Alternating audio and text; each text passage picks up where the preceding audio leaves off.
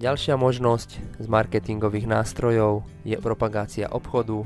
Je to vlastne možnosť mať umiestnený svoj obchodík v sekcii odporúčané obchody. Zobrazené súčasne sú vždy len 3 obchody, rotuje ich tam však počas dňa viacej. Takže ak chcete byť zobrazení na úvodnej strane tejto sekcii, stačí v marketingových nástrojoch v karte propagovať obchod, vybrať obchod, ktorý chcete zviditeľniť, stlačíte tlačidlo zviditeľniť, systém vás zasa upozorní, aká je výška kreditu pre zviditeľnenie obchodu a kliknete na tlačidlo zviditeľniť. Váš obchod bude zviditeľniť hneď po overení.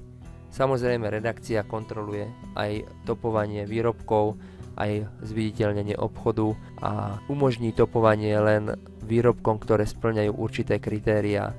Kritériá nájdete umiestnené v marketingových nástrojoch.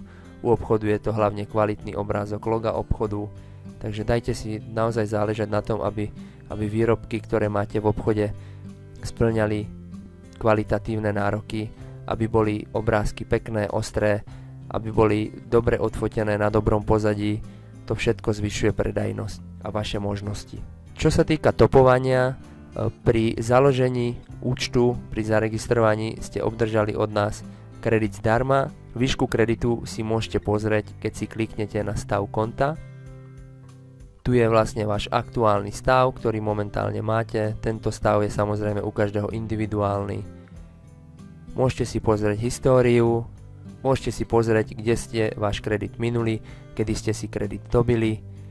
Môžete si pozrieť zoznam faktúr za nakúpený kredit a tiež môžete túto faktúru si dať vytlačiť po kliknutí na ikonku PDF.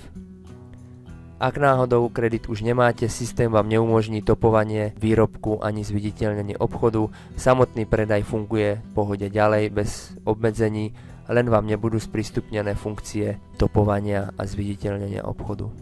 Ak by ste si chceli kredit dobiť, vyberiete si výšku kreditu, ktorý chcete dobiť, vyberiete si obchod, u ktorého chcete dobiť kredit a kliknutím na toto tlačítko budete presmerovaní na platobnú bránu, kde už môžete potom zaplatiť buď platobnou kartou, alebo cez banku, poprípade môžete využiť GoPay účet. Záleží už len na vás.